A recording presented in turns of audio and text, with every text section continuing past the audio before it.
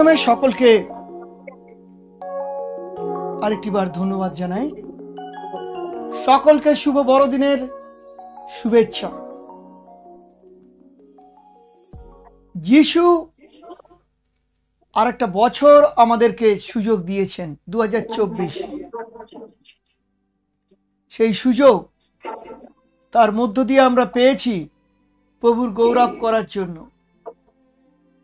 আর তাই প্রভুকে আমরা ধন্যবাদ জানাই, যার মধ্য দিয়ে আমরা প্রকৃতই আজকে সেই উৎসব করতে পারছি। আজকে শুভ বড়দিন আমরা সকলে জানি, কিন্তু কিভাবে এই বড়দিন আমাদের জীবনকে সত্যি এক আনন্দের জীবনে আনতে পারে। যদি আজকে বাস্তব পুরো বছরটা দেখি, আমরা আমাদের জীবনে নানান ধরনের সেই প্রতিকূলতা বা বাধা সর্বদা আমাদের জীবনকে বেদনায় ভরিয়ে দিয়েছে। কিন্তু সেই সারাটা বছরের যাতনা, কষ্ট, আনন্দ, দুঃখ, শোকের মধ্যে কি করে এই বড়দিন প্রকৃত আমাদের জীবনে বড় দিন হয়, যে দিনটা প্রকৃতপক্ষে আমাদের আনন্দের জোয়ার আনে। বড় দিন বলতে যে দিনটাতে আমার মনে হবে যে এই দিনটার আনন্দের কোনো শেষ নেই, আনন্দ আনন্দ আনন্দ। কিন্তু প্রকৃত 2000 বছর আগে কিভাবে দেখেছিলেন এই বাধা আমাদের জীবনে, যে চলতে গিয়ে নানানভাবে আজকে আমাদের জীবনে শারীরিক, মানসিক, সামাজিক, আর্থিক, আত্মিক এই বাধাগুলোর মধ্যে যিশু এই প্রথম 2000 বছর পরে শুধু নয়, 2000 বছর আগে এসেছিলেন, সেখানেও এই সমস্যা ছিল। এবং সামাজিক সমস্যাটা বড় প্রকট, কারণ প্রতিটা মানুষ আমরা স্বাধীনতা চাই, স্বাধীনভাবে চলতে চাই, কিন্তু ঈশ্বরও তার থেকে ভালো কিছু আমাদের চান, যে স্বাধীনতার মধ্য দিয়ে আমাদেরকে তিনি আদম হবার জীবন দিয়ে তৈরি করেছিলেন। কিন্তু হ্যাঁ, আমরা ইতিহাস বলছে সেই আদম এবং হবা তার সমস্ত পবিত্রতা থেকে বঞ্চিত হয়েছিল, পাপ পৃথিবীতে প্রবেশ করেছিল। আর তাই সেই মুহূর্তে এই বড়দিনের প্রতিজ্ঞা আমাদের ঈশ্বর দিয়েছিলেন।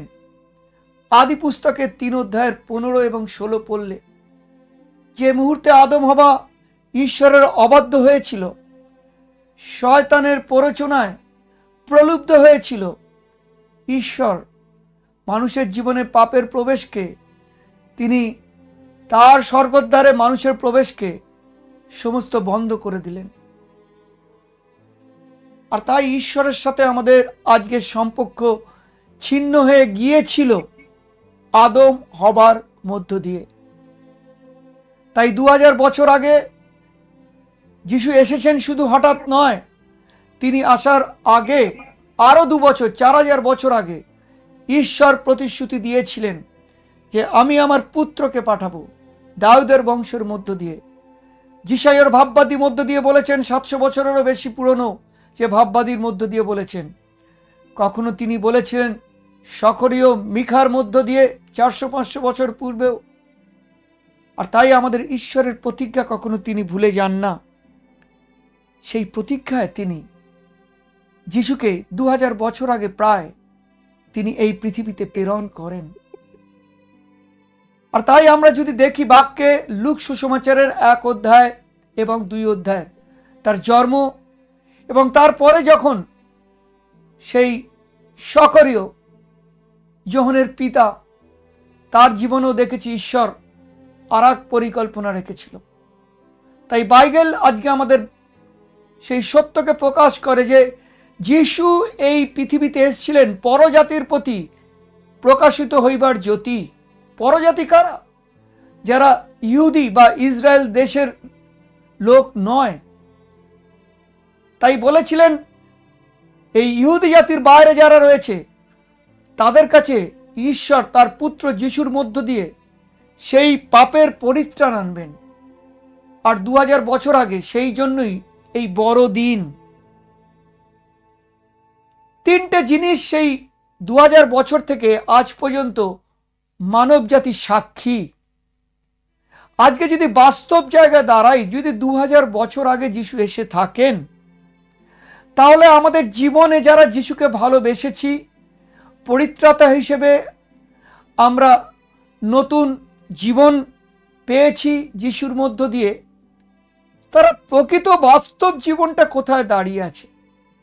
আজকে সারা পৃথিবীতে মানব জাতির সামাজিক যদি অবস্থা দেখি, কি অবস্থা রয়েছে, নানান ধরনের তাদের মধ্যে সারা পৃথিবীতে মানুষের জীবনে কষ্ট ক্লেশ। তিনটে বিষয় আজকে আমি উল্লেখ করব আপনাদের জন্য, যে এই পৃথিবীতে তিনটে জিনিস আজকে বড় মানুষের জীবনকে কষ্ট দুঃখ দেয়। তিনটে জিনিস কি? এক, অবিচার। ন্যায় বিচার প্রকৃত খুব কম। মানুষ যে বিচার তাদের জীবনে ন্যায় চায়, সে ছোট্ট একটা সাংসারিক জীবনে হোক, সামাজিক জীবনে হোক, তার বাহ্যিক জীবনে হোক, প্রকৃত মানুষের জীবন আজকে নানানভাবে অবিচারের শিকার হচ্ছে। আর তাই দ্বিতীয়, মানুষের সামাজিক জীবন যদি দেখি বা যে জীবনই দেখি, অসমতা, মানে কোনো মানুষ আর এক মানুষের সাথে এক অবস্থান নেই, তাদের ধনী দরিদ্র আর্থিক অবস্থা দিয়ে, কখনো তাদের জাতিগত দিক দিয়ে সাদা বা কালো চামড়া, অথবা তাদের সেই লিটারেট ইলিটারেট, যারা সত্যি পড়াশোনা জানে বা যারা পড়াশোনা জানে না, অথবা জাত পাত ধর্ম, নানানভাবে অসমতা আমরা এই সামাজিক ব্যবস্থায় পৃথিবীতে দেখি। তৃতীয়ত, মানুষ আজকে নিরাপত্তাহীনতায় ভুগছে, অনিরাপদ জীবনযাত্রা। এই নয় যে আমাদের জীবনে অর্থ চুরি হতে পারে বা আমাদের জীবনেও অন্য ধরনের সামাজিক অপরাধ হতে পারে, তার সব থেকে বড় অনিরাপদ হচ্ছে মানুষ মৃত্যুর পর কোনো আর আশা নেই। আর তাই একটা সুন্দর কথা যিশাইয়া 14:15 আমাদের ভাববাদী যিশাইয়া বলেছেন, বলছে যে আমরা বিচারবোধ শূন্য হয়ে পড়েছি, ন্যায়বোধ সে চলে গেছে অনেক দূরে, আর সত্য সে তো রাস্তায় হোঁচট খেয়ে খেয়ে পড়ছে। আর তাই 15 পদে বলছে যে সত্য আজকে হারিয়ে গেছে, যারা ভালো করতে চায় তাদের আক্রমণ করা হচ্ছে। আর তাই বলছে প্রভু এই পৃথিবীতে কোনো ন্যায় দেখতে পাচ্ছেন না। আর তাই প্রভু বলেন জিএসকেলের ভাববাদীর 18:24 পদে যে ধার্মিক লোক যদি আপন ধার্মিকতা হইতে ফিরিয়া অন্যায় করে, দুষ্টের কৃত সমস্ত ঘৃণার কাজ আচরণ করে, তবে সে কি বাঁচিবে? ও যে পাপ করিয়াছে তাহাতেই মরিবে। আর তাই আমাদেরকে ঈশ্বর কখনো বলে না যে একে অপরের প্রতি অবিচার করি, মিথ্যা জীবন অবলম্বন করি। কারণ কি জানেন, গীত সংহিতা 103:19 বলে, সদাপ্রভু স্বর্গে সিংহাসন স্থাপন করেছেন, আপন সিংহাসন, তার রাজ্য কর্তৃত্ব সমস্তর ওপরে। তাই আজকে আমরা একটা অন্যায়ের জগতে বাস করি, প্রতিটা মানব জাতির পতন। আর আমরা আদমের কাছ থেকে উত্তরাধিকার পেয়েছিলাম পাপের প্রকৃতির কারণে। আমরা সকলেই নৈতিকভাবে যা সঠিক তা থেকে নৈতিকভাবে ভুলের দিকে ঝুঁকে পড়েছি। তার ফল আমরা একে অপরকে পক্ষপাতিত্ব করি, আমরা দেখি ঘুষ, ব্রাইব সমাজ ব্যবস্থার মধ্যে, অন্যায়ের মধ্যে বাস করি এবং ন্যায় বিচারের ধারণাকে সম্মান করার সাথে সাথে ন্যায় বিচারের দুর্নীতির অনেক উদাহরণ দেখতে পাই। আর তাই ধর্ম, সাধুতা, মহা অনুভূতা, এই গুণগুলো রূপোর মতো খুবই ভালো, কিন্তু আজকে সেই রূপ মূল্যহীন, তা দুর্বল হয়ে পড়েছে। যিশাইয়া 1:21-23 এটাই বলছে যে শাসনকর্তার বিদ্রোহী এবং চোরেদের বন্ধু হয়ে উঠেছে। সত্যিই তো আজকে জীবনধারায় যা দেখি, তারা ঘুষ নেয়, নোংরা কাজের জন্য টাকা নিতে ভালোবাসে, লোককে প্রতারিত করার জন্য তারা উৎকোচ নেয়। আর তাই আজকে এই সামাজিক অবস্থায় সৎ বিচারটা কোথায়, ন্যায় বিচারটা? সেই জন্যই তো যিশাইয়া 49:9 ভাববাদী যিশাইয়া বলেছে যে সব সততা আর ধার্মিকতা আজকে অদৃশ্য হয়ে গেছে, আমাদের কাছাকাছি কেবল অন্ধকার আর অন্ধকার। তাই আমরা যেন আলোর জন্য, অন্ধকারের পরিবর্তে আলোর জন্য অপেক্ষা করি। আজকে সত্যি আমাদের জীবনে ন্যায় বিচার নেই। বিশ্ব আজকে ঈশ্বরের কাছ থেকে আরো দূরে যাওয়ার সাথে সাথে ন্যায় বিচার আজকে একটা বিরল পণ্যে পরিণত হয়েছে। যখন এই পৃথিবীতে এখন মানুষ পাপকে পুণ্য হিসেবে সংজ্ঞায়িত করে, যে যেটা পাপ সেটাই বোধহয় সঠিক, আর তাই ন্যায় বিচার আজকে পৃথিবীতে বিকৃত হয়। দুষ্টরা শাস্তি পায় না, নীরবতা মানুষ অবিচারের শিকার হয়। কিন্তু ঈশ্বর কি বলেছেন জানেন? যে তিনি আমাদের বলেছেন যে তিনি আবার আসবেন। কেননা তিনি যিশাইয়া 33:18 বলে, সদাপ্রভু ন্যায় বিচারের ঈশ্বর, ধন্য তাহারা যাহারা তাহার জন্য অপেক্ষা করে। আজকে এই শুভ বড়দিনে আপনি কি আপনার জীবনে কোনো অবিচারের শিকার, ন্যায় বিচারের অপেক্ষা করছেন? হ্যাঁ, প্রভু যিশু আসছেন। 2000 বছর আগে এসেছিলেন আমাদের সত্যকে জানাতে, যে এই অবিচারের পৃথিবীতে তিনি আমাদের পাপের বিচারটা বহন করবেন। তার প্রতি অবিচার হয়েছিল না ক্রুশে? কেন তিনি অবিচারটা নিয়েছিলেন, আমাদের বিচারটা? 2 কোরিন্থীয় 5:21 বলে, তিনি পবিত্র, তারপরেও আপনার আমার অপবিত্রতার জীবনটা, পাপটা বহন করেছিলেন। এই অবিচারের শিকার তিনি নিয়েছিলেন, যাতে আমরা তার সেই দয়ার ক্ষমার জীবনের মধ্য দিয়ে বিশ্বাস দ্বারা আজকে সেই পরিত্রাণ জীবন বা ন্যায় বিচার পাই। দ্বিতীয়ত, এই সমাজে আমাদের অসমতা, আমাদের জাত পাত, বর্ণ বৈষম্য, আর্থিক ধনী দরিদ্র, সমাজে নানান পক্ষপাতিত্ব, অনেক ভেদাভেদ আমরা দেখতে পাই। উচ্চ জাত নিচ্চ জাত, উচ্চ শিক্ষিত নিম্ন শিক্ষিত, পুরুষ মহিলা, নানান ধরনের আজকে আমরা সেই সমস্ত সামাজিক বিভেদ, বিভাজন, অসমতা দেখতে পাই। আর তাই মানুষের জীবনে সমস্ত মানুষকে ঈশ্বর একই তার ভালোবাসা দিয়ে তৈরি করেছেন। তারপরে প্রশ্ন ওঠে না, 2000 বছর পরে যিশু যখন এসেছেন, আজকে আমাদের এই পৃথিবীতে কেন এই অসমতা, কেন মানুষে মানুষে বিভেদ? আর তাই যোহন লিখিত 3 অধ্যায়ের সুসমাচারের 16-18 বলে যে ঈশ্বর এই জগৎকে এমন প্রেম করলেন, এই শুভ বড়দিনে তিনি তার পুত্রকে পাঠালেন। তিনি সমস্তভাবে আমাদের জীবনে, পাপীদের জীবনে তিনি কি দেখিয়েছেন? যে তার পুত্রের মধ্যে দিয়ে সমস্তভাবে তার আমাদের জীবনকে সমস্তভাবে এক করেছেন। আমরা যে জাতে থাকি, যে ধর্মে থাকি, যে ভাষায় থাকি, যে উচ্চ নিচ্চ আর্থিক অবস্থায় ভেদাভেদে থাকি, আমরা কেউ আর আলাদা নই। পৃথিবীতে যিশুর ভালোবাসা ছাড়া এইভাবে কাউকে আপন করে নেয়নি।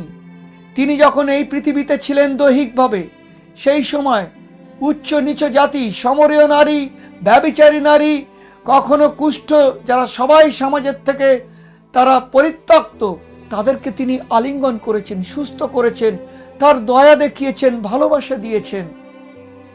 আর তাই যিশু আজকে সমস্ত অসমতা দূর করে দিয়েছেন তার জীবনের আহ্বানের মধ্য দিয়ে, তার ভালোবাসার মধ্য দিয়ে।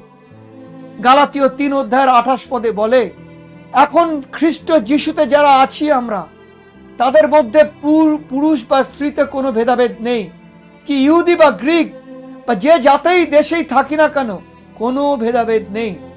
আমরা যে স্বাধীন, উচ্চ জাত, নিচ্চ জাত, কোনো জাত নেই, কারণ খ্রিস্ট যিশুতে তোমরা এক। আজকে এই সমতা একমাত্র খ্রিস্টের ভালোবাসা দেয়। এই শুভ বড়দিনে আমাদের কি এর যে আনন্দের কারণ হতে পারে? কারণ আমরা ফিলিপিও 2 পড়ি যে তিনি ঈশ্বর হয়েও তিনি বাধ্যতায় ক্রুশে ছিলেন, তিনি ঈশ্বরের সম পরিমাণ শক্তি দেখাননি, সেইভাবে নিজেকে উচ্চ আকাঙ্ক্ষিত করেনি, অথচ তার সেই যোগ্যতা ছিল। আর আজকে আমরা মানুষ, আমরা জাতে জাতে ভেদাভেদ, আমরা আর্থিক ভেদাভেদ, ধর্মে ভেদাভেদ, নানান ভেদাভেদ, পুরুষ মহিলার অধিকারের ভেদাভেদ, কিন্তু যিশু আজকে সেই অসমতা দূর করেছেন। তিনি আজকে আমাদের জীবনে এই অসমতা, কেন এই অসমতা? তার কারণ পাপ। এই পাপের রোগ আজকে মানুষের জীবনে দরিদ্র ধনী, জাত পাত, বৈষম্য সবকিছু এনেছে। আর তাই যিশু এই বড়দিনে এসেছিলেন আমাদের শুধু অবিচার থেকে ন্যায় বিচার দিতে নয়, অসমতা থেকে সমতার জীবনে এক হতে ফেরাতে। আর তৃতীয় এবং শেষ বিষয়, আমাদের এই সামাজিক অবস্থান, আজকে আমরা এক নিরাপদহীনতায় ভুগছি, অনিরাপদ। পৃথিবীর দৈহিক জীবনে আমরা নিরাপদ নই, যেমন আমাদের আর্থিক অবস্থা যখন তখন পরিবর্তন হতে পারে, আমাদের স্বাস্থ্যের অবনতি হতে পারে, কখনো ভালো খারাপ হতে পারে, আমাদের খাদ্যের অভাব হতে পারে, কখনো ভালো হতে পারে, কারণ আমাদের সম্পদের উচ্চ নিচু হতে পারে, আমাদের জ্ঞানের কোনো উচ্চ নিচু হতে পারে, এমনকি আমাদের অশ্রদ্ধ সঙ্গে জীবন রাখা বাঁচানোর জন্য আমাদের বাঁচাতে সক্ষম নয়। আমরা আজকে সত্যি কি নিরাপদ? চারপাশে যদি দেখি পৃথিবীতে নানান যুদ্ধের অবদান, কিন্তু তার মধ্যেও আজকে এই ক্রিসমাস বা বড়দিন এই সত্য বার্তা দেয়, অনিরাপদের অনিশ্চয়তার পৃথিবীতে যিশুর ভালোবাসা এবং এই তার আগমন এই পৃথিবীতে সেই বার্তা আজকে দেয় যে তিনি আমাদেরকে সেই বিশ্বাসের এক নতুন জীবন দিয়েছেন। যারা তাকে বিশ্বাস করবে তারা অনন্ত জীবন সমস্ত আলিঙ্গন করবে, আশীর্বাদ রূপে পাবে। ভাবতে পারেন, যেখানে এই জীবনটা ঘাসের মতো, সেই ঝরে যাওয়া ফুলের মতো সকালে উজ্জ্বল, শুকিয়ে যাবে তারপরে বিকেলে, কিন্তু যিশু বলেছে যারা তাকে বিশ্বাস করবে তাদের জীবন কোনোদিন হতাশায়, বর্ণহীনতায়, মৃত্যুতে অসুরক্ষিতভাবে থাকবে না। আর আজকে আমার মনে হয় এই বড়দিনে আমাদের প্রকৃত আনন্দের কারণ যিশু চান যে আমরা প্রকৃতই যাতে তার সত্যর জীবনে এই বড়দিনে সুখিত আমাদের হৃদয়কে তিনি আনন্দে ভরিয়ে দেন।